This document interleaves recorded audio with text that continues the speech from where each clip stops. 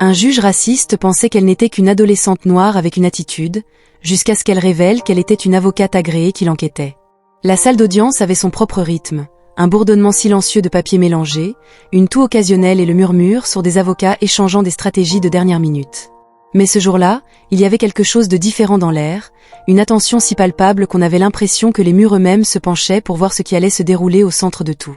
Le juge Raymond Lancaster était perché sur son banc, bien au-dessus du reste de la salle, sa présence semblable à celle d'un vieux chêne inébranlable. Il avait passé 3 décennies sur cette chaise, sa réputation gravée dans le bois autant que dans la vie des gens qui se tenaient devant lui. C'était un homme de routine, prévisible et inébranlable. Et bien qu'il ne l'admettrait jamais, il aimait que les choses soient faites d'une certaine manière. C'est pourquoi Amir Daniels, 19 ans, se tenait devant lui dans un jean usé et un chemisier simple. Elle leva à peine les yeux de l'affaire, en classant une autre jeune femme noire qui faisait perdre du temps au tribunal. Il savait déjà comment cela finirait. Il l'avait vue une centaine de fois auparavant, ses doigts tambourinant paresseusement contre le banc. Alors qu'il ajustait ses lunettes, il tira son nom comme un inconvénient. Il déclara « Je vois ici que vous avez été arrêté pour interférence avec les affaires de la police, résistance à l'arrestation, une violation directe de... » Il s'arrêta en agitant une main dédaigneuse vers le procureur, qui avait à peine l'air intéressé à présenter les accusations. Franchement, cela n'avait pas d'importance. On lui avait dit de bouger et elle ne l'avait pas fait, c'était un problème. Le public, principalement composé de spectateurs qui n'avaient rien de mieux à faire, riait de la façon dont il avait renvoyé. Les officiers qui l'avaient arrêté se tenaient raides près de la porte, les bras croisés, l'air suffisant.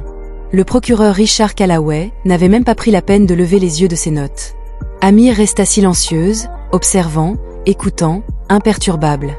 Le juge Lancaster inclina la tête, attendant. Quand elle ne répondit pas immédiatement, ses lèvres se retroussèrent dans une expression entre l'impatience et l'amusement. « Mademoiselle Daniels, pensez-vous que c'est une blague ?» Finalement, elle répondit « Non, votre honneur. Je vous suggère donc de montrer un peu de respect pour ce tribunal et d'assumer la responsabilité de vos actes. Peut-être que si vous aviez fait plus attention à l'école, vous ne seriez pas ici aujourd'hui. » Cette remarque condescendante déclencha quelque chose dans la salle. Il y eut un léger changement, presque imperceptible. Un silence épais élan s'installa, les ricanements cessèrent. Même le procureur leva les yeux de ses papiers, mais elle ne tressaillit pas. Elle inspira lentement, se stabilisant avant de glisser sa main dans son sac. Ses meilleurs amis firent un pas en avant par réflexe. Le juge leva les yeux au ciel, se préparant déjà à rejeter l'argument pathétique qu'elle était sur le point d'offrir. Mais quand elle sortit un élégant étui en cuir noir et l'ouvrit sur la table, l'atmosphère changea complètement. La salle d'audience se figea. L'étui contenait une carte de barreau brillante, polie et sans équivoque, un document que seuls les avocats agréés détenaient, un titre qui aurait dû être impossible à obtenir pour une jeune de 19 ans. Amira le posa sur la table de la défense en le tapotant légèrement avec un doigt. « Votre honneur, dit-elle d'une voix claire, calme et imperturbable, j'ai fait attention à l'école. J'ai obtenu mon diplôme de droit à 18 ans, j'ai réussi le barreau du premier coup et je suis ici sous couverture pour une organisation de surveillance juridique. » Il fallut 3 secondes complètes avant que quiconque dans la salle d'audience ne réagisse. 3 secondes de silence mortel avant que les chuchotements ne commencent. Le sourire narquois du juge Lancaster disparut dans la foule. Le procureur se redressa et feuilleta frénétiquement ses dossiers. Les officiers près de la porte échangèrent des regards. Le jeu avait changé, mais Lancaster n'était pas prêt à perdre. Le silence s'étira, un silence qui faisait bouger les gens sur leur siège. Leur propre malaise remplissait les espaces où les mots auraient dû être. Même l'air semblait plus lourd. Le juge Lancaster cligna des yeux. Son cerveau s'efforçait de rattraper ce qu'il venait de voir. Il ouvrit la bouche puis la referma.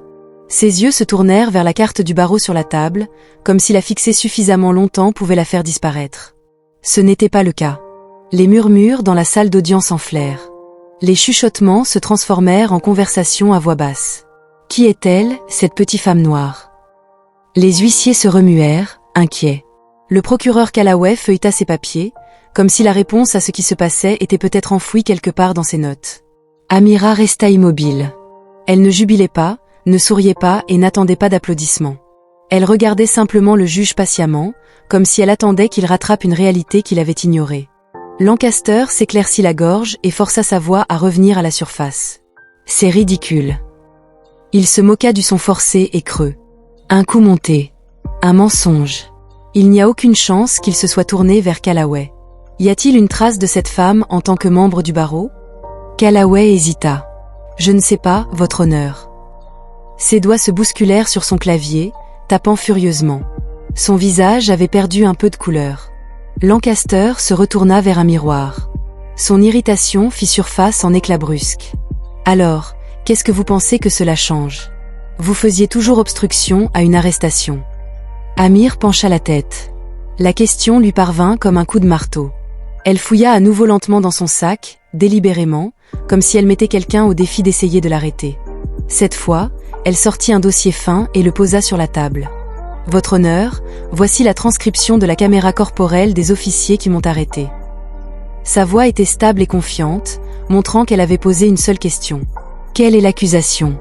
Quelle était l'étendue de mon implication? Aucune menace, aucune obstruction, juste une question. Elle glissa le dossier vers l'huissier qui hésita, puis le ramassa et le tendit à Lancaster. Le juge l'arracha en l'ouvrant, ses yeux parcoururent les premières lignes et sa mâchoire se serra. Amira continua, sa voix inébranlable. La Cour suprême a statué que la parole seule ne constitue pas une obstruction à moins qu'elle n'interfère directement avec les actions des forces de l'ordre. Poser une question n'est pas un crime. Les doigts de Lancaster serrèrent le bord du dossier. Ce n'est pas à vous de décider. Elle rencontra son regard avec une aisance qui le déstabilisa. Il a déjà été décidé, Houston contre Hill, 1987. La Cour suprême a jugé que les individus ont le droit de défier verbalement les policiers sans crainte d'être arrêtés. Si vous le souhaitez, je peux citer des cas supplémentaires où des policiers ont été reconnus coupables d'avoir illégalement détenu des civils pour le simple fait de parler. D'autres murmures parcoururent la salle d'audience. Les gens étaient assis en avant, les yeux rivés sur la jeune femme qui démantelait le juge en temps réel. Le visage de Lancaster s'assombrit. Il se retourna vers Callaway, qui était toujours collé à son écran, en train de taper frénétiquement. Bien, Callaway s'éclaircit la gorge, sa voix était tendue. Votre honneur, elle est une avocate agréée, vérifiez ses références. La tension dans la salle s'intensifia, une vague de... Un journaliste à l'arrière chuchota en attrapant son téléphone et la bouche d'un de ses meilleurs amis s'ouvrit légèrement avant qu'il ne se rattrape. Mais Lancaster refusa de laisser le quart de travail calmer sa fierté. Son autorité ne tenait qu'à un fil et il n'allait pas laisser une jeune de 19 ans le couper. C'est très inapproprié, il a craqué. Vous venez ici perturber mon tribunal et vous attendez de moi que je rejette votre affaire parce que vous pensez être plus intelligente que moi? Amir n'avait pas cligné des yeux. Non, votre honneur, je m'attends à ce que vous rejetiez mon affaire parce que la loi vous oblige à le faire. Les mots atterrirent comme un coup dans les côtes, mais Amir n'avait pas fini. Elle s'approcha de la table de la défense en posant ses mains sur le bois poli. Sa voix était plus basse maintenant, forçant tout le monde à se pencher. Et pendant que nous y sommes, nous devrions aussi aborder autre chose. Elle laissa la tension s'étirer juste assez pour créer un effet. Votre honneur, j'ai examiné les transcriptions de vos décisions passées. Un schéma troublant est apparu. Un froid éclat de silence traversa la pièce. Amir fouilla dans son sac une dernière fois et plaça une épaisse pile de documents sur la table. Voulez-vous discuter des statistiques? L'attitude du juge Lancaster avait complètement changé, mais il n'était plus le seul à avoir des ennuis. Maintenant, toute la salle d'audience pouvait le sentir. Le poids des mots d'Amir s'était installé sur la salle d'audience comme une tempête qui approchait. La pile de documents était intacte sur la table, mais sa seule présence suffisait à faire bouger Lancaster sur son siège. Ses yeux se dirigèrent vers les pages, puis de nouveau vers un miroir, comme s'il se demandait si les reconnaître les rendrait réels. Il ne voulait pas les lire, il savait déjà ce qu'ils contenaient. Le problème était le même qu'elle. Votre honneur, Amir continua, sa voix calme et méthodique, au cours des 10 dernières années, votre dossier de condamnation montre un schéma cohérent. Elle laissa les mots en suspens avant de continuer. Pour les accusés d'infractions similaires, les individus noirs reçoivent des peines plus sévères que leurs homologues blancs. Dans certains cas, 2 fois la peine recommandée. Une vague de malaise traversa la salle. Un journaliste près du fond griffonna furieusement des notes. Callaway, le procureur, avait l'air de vouloir disparaître dans sa chaise. Lancaster expira brusquement, sa patience s'amenuisant. Ceci n'a rien à voir avec l'audience d'aujourd'hui. Si vous avez l'intention de statuer contre moi, Amir expliqua, cela ferait de cette affaire une autre ajoutée à votre liste croissante de décisions discriminatoires. Pour la première fois depuis le début de la procédure, le juge n'eut pas de réponse immédiate. Amira s'avança et glissa l'épais dossier plus près d'elle, l'ouvrant. Commençons par une affaire d'il y a 5 ans, dit-elle en retirant la première page. Un étudiant blanc arrêté pour conduite désordonnée et résistance à l'arrestation, vous avez rejeté les accusations en invoquant une indiscrétion de jeunesse. La salle d'audience était silencieuse. Elle tourna la page suivante. Un lycéen noir, mêmes accusations, mêmes circonstances, condamné à 60 jours de prison dans le comté. L'air semblait plus tendu. Lancaster agrippa les bras de son fauteuil. Amir tourna une autre page. Voici un autre accusé blanc, possession de marijuana, première infraction, vous avez ordonné une probation. Elle brandit le document suivant. Accusé noir, même accusation, première infraction, vous lui avez donné 3 ans. C'est assez. Lancaster aboya, la voix brisée. Ce n'est pas un procès contre moi. Non, dit Amir doucement, mais peut-être que ça devrait l'être. Les murmures dans la salle d'audience enflèrent. Quelqu'un au fond laissa échapper un sifflement bas. Même les huissiers qui restaient normalement stoïques semblaient inquiets. Amir se pencha en avant, sa voix plus basse maintenant, forçant Lancaster à écouter. Je ne suis pas la première personne à remarquer votre modèle, votre honneur. Les organisations de défense des droits civiques collectent ces données depuis des années et vous savez ce qu'elles ont trouvé ? Lancaster n'avait pas répondu. Ils ont découvert que votre salle d'audience a l'une des plus grandes disparités raciales de condamnation de l'État et ce n'est pas une opinion, c'est un fait. La main du juge planait sur son marteau, mais il ne l'avait pas frappée parce qu'il savait qu'elle avait raison. La salle avait l'impression que l'équilibre des pouvoirs penchait à chaque mot qui sortait de la bouche d'Amir, mais elle n'avait pas fini. Elle sortit une dernière feuille de papier et la leva. Il s'agit d'une plainte officielle déposée auprès d'un comité de conduite judiciaire le mois dernier.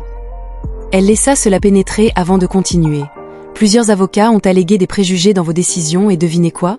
Cette affaire, mon cas, a été signalée comme faisant partie de leur examen pour la première fois. Une lueur de doute traversa le visage de Lancaster. Il savait ce que cela signifiait, une enquête officielle, un examen public. Et si assez de cas avaient été jugés comme étant des radiations injustes, les journalistes à l'arrière avaient arrêté de prendre des notes. Ils regardaient juste maintenant, observant un juge qui avait passé des décennies assis confortablement dans son pouvoir se tortiller pour la première fois. La salle d'audience n'était plus la sienne. Elle lui appartenait et le pays tout entier était sur le point de le découvrir. Mais Amir n'avait pas encore fini. La prise du juge Lancaster sur son marteau se resserra, ses jointures devinrent blanches alors que la tension dans la salle montait. Il pouvait sentir les yeux sur lui, le regardant, attendant.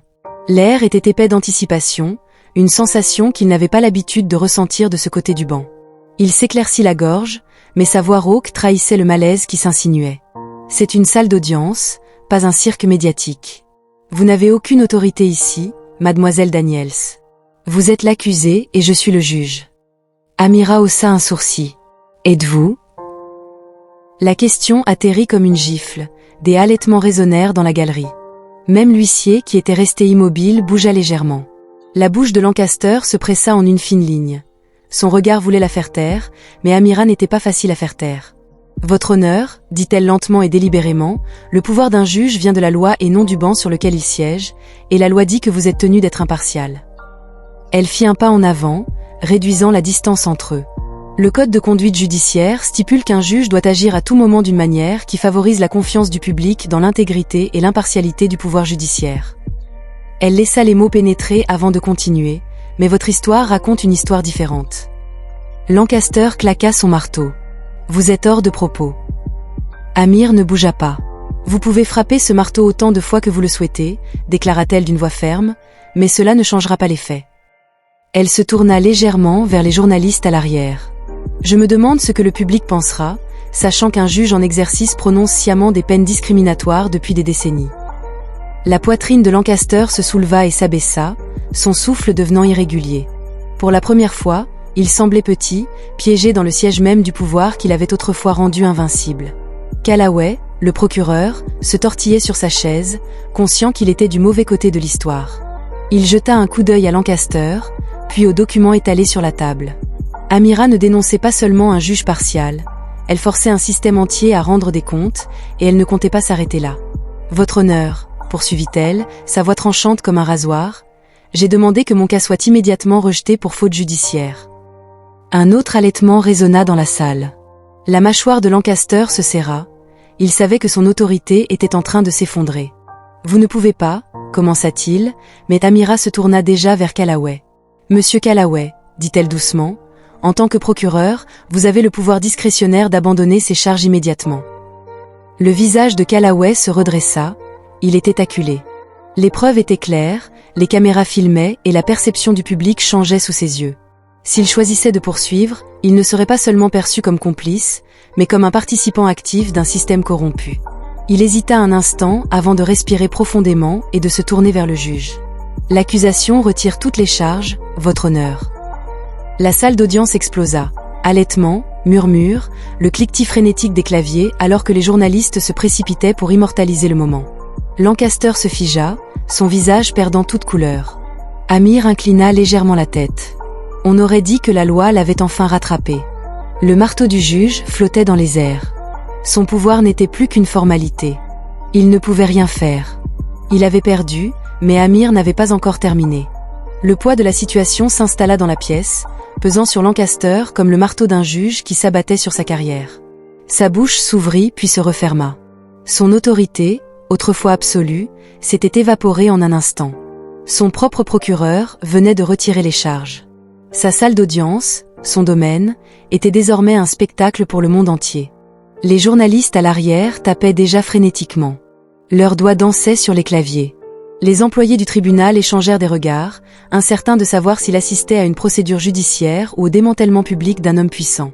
Le visage de Lancaster devint rouge alors qu'il agrippait les bords de son banc. Ses jointures devinrent blanches. Il n'était pas habitué à perdre, mais ce n'était pas simplement une défaite, c'était une révélation. Amir se tourna vers la foule.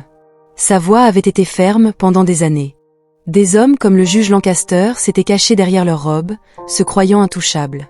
Mais aujourd'hui, le système qu'il avait soutenu était contraint de rendre des comptes.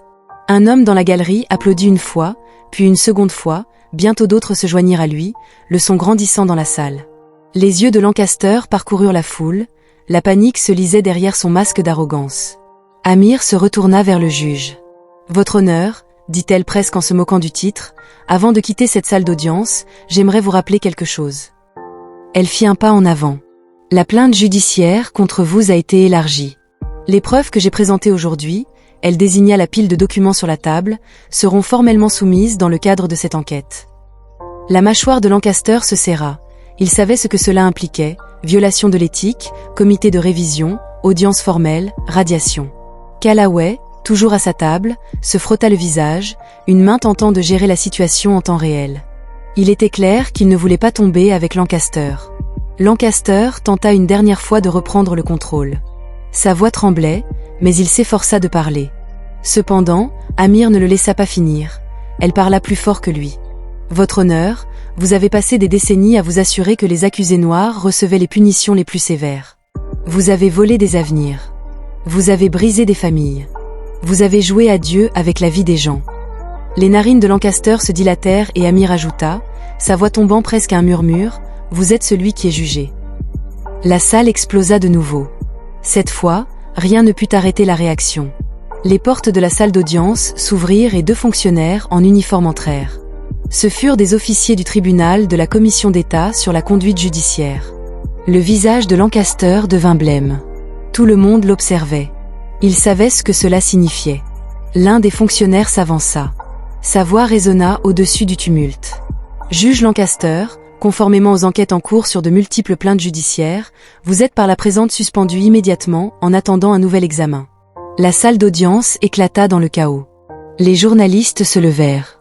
Les caméras flashèrent. Le public éclata en un mélange d'acclamations et de halètements.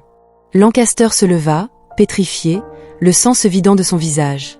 Amir observa la scène, son expression demeurant impassible. Mais alors qu'elle rassemblait ses affaires et se dirigeait vers la sortie, elle s'autorisa le plus petit des sourires. La justice était enfin venue frapper. Mais ce n'était pas la fin. Ce n'était que le début. Le bruit dans la salle d'audience ressemblait à une vague déferlante. Les conversations se chevauchaient. Les journalistes donnaient des ordres à leurs photographes. Le murmure des commis juridiques qui avaient travaillé sous Lancaster depuis des années chuchotait, comme si toute leur réalité venait d'être brisée. Le juge Lancaster n'avait pas bougé son marteau une seule fois. Un symbole d'autorité absolue pendait inutilement dans sa main. Ses yeux se tournèrent vers les officiers de justice qui se tenaient maintenant de chaque côté de son banc. Leur présence était une confirmation silencieuse que son temps était écoulé. Amir observait la scène avec un calme mesuré. Le combat n'était pas terminé, loin de là, mais ce moment représentait la première véritable conséquence pour un homme qui avait passé des décennies à ruiner des vies sous le couvert du juge Lancaster. Il avait finalement trouvé sa voie, mais elle était plus tremblante qu'auparavant. « C'est une erreur », marmonna-t-il, bien que personne ne semblait l'écouter. « J'ai servi ce tribunal fidèlement pendant 30 ans. Ceci est une chasse aux sorcières. » Un rire s'éclata dans la foule. La foi, une voix de femme s'éleva. « Dites cela à mon frère. Il purgera 10 ans pour la même accusation que vous avez rejetée pour un étudiant blanc. » Un murmure d'approbation se répandit dans la salle. D'autres commencèrent à parler, encouragés par la chute de Lancaster du pouvoir. Le moment se transformait en quelque chose de plus grand. Amir se tourna vers Callaway. Le procureur, toujours visiblement ébranlé, la regarda comme s'il venait d'assister à l'impossible. Il s'était aligné avec Lancaster pendant des années. Mais maintenant, ce navire coulait rapidement et il le savait. Elle fit un pas lent vers lui. « Maintenant que j'ai gagné mon procès, dit-elle, sa voix ferme, j'aimerais vous demander quelque chose. » Callaway déglutit difficilement. Elle inclina légèrement la tête en le regardant se tortiller. « Combien de cas comme le mien avez-vous poursuivi sous ce juge ?» La question atterrit comme un coup de poing dans le ventre. Callaway cligna des yeux, pris au dépourvu. Il commença à répondre mais s'arrêta. Ses lèvres se pressèrent en une fine ligne. « Je vais vous dire combien, » poursuivit Amir. « Trop. » Le silence était assourdissant. Elle soutint son regard. Après ce qui sembla être une éternité, Callaway expira brusquement. Il hésita encore.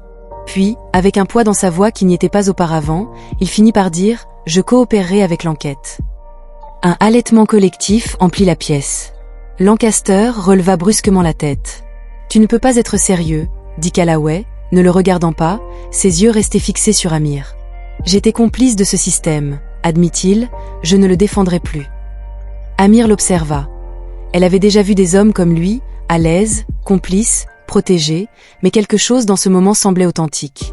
Peut-être qu'il le pensait vraiment, peut-être que pour la première fois de sa carrière, il avait vu les fissures dans les fondations du système qu'il avait soutenu, ou peut-être qu'il savait simplement qu'il ne voulait pas tomber avec Lancaster.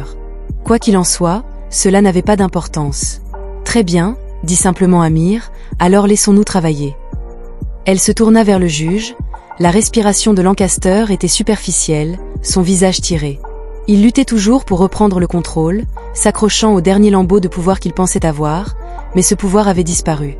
L'un des officiers du tribunal s'avança. « Votre honneur, dit-il, vous devez venir avec nous. » Pour la première fois, le juge Raymond Lancaster était sommé de quitter sa propre salle d'audience et il n'avait d'autre choix que d'obtempérer, escorté dehors. Amir ramassa ses documents et jeta son sac sur son épaule. Les caméras restèrent braquées sur elle, capturant chaque mouvement alors qu'elle sortait, l'accusée partant victorieuse, et le monde observait. Mais il ne s'agissait pas seulement de son cas, il s'agissait de quelque chose de bien plus grand. Les échos des événements de la journée s'étendirent bien au-delà des murs de la salle d'audience.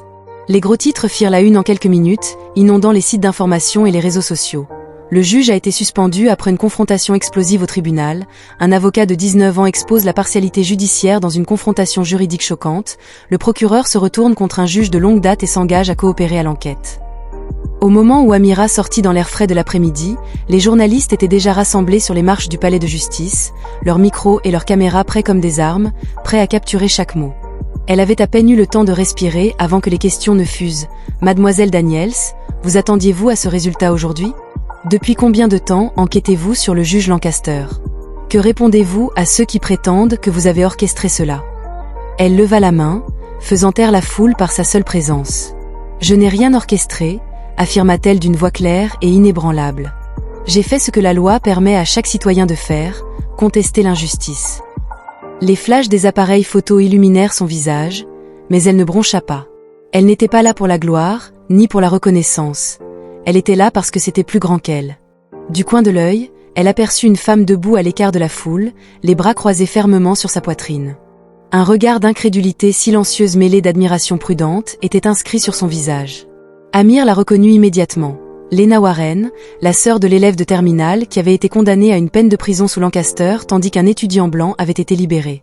Leurs regards se croisèrent, aucun mot n'était nécessaire. Lena hocha la tête une fois, une petite mais puissante reconnaissance. Amir hocha la tête en retour. Ce n'était pas seulement une affaire, C'étaient des centaines de personnes piégées par un système qui n'était pas censé les servir, des gens comme le frère de Lena, et maintenant, ce système craquait sous son propre poids. Un bip aigu ramena son attention à la réalité. Son téléphone vibrait sans relâche dans sa poche. Elle s'éloigna des caméras, le sortant pour voir le déluge de messages affluer. Certains venaient d'amis, d'autres d'avocats, d'autres encore de personnes qu'elle n'avait jamais rencontrées, la remerciant, mais un message se démarqua. Un numéro inconnu, nous devrions parler.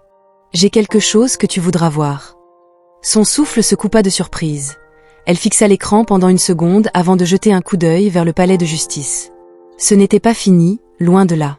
Avec un dernier regard vers les journalistes, elle tourna les talons et s'éloigna, car ce qui allait suivre serait encore plus grand.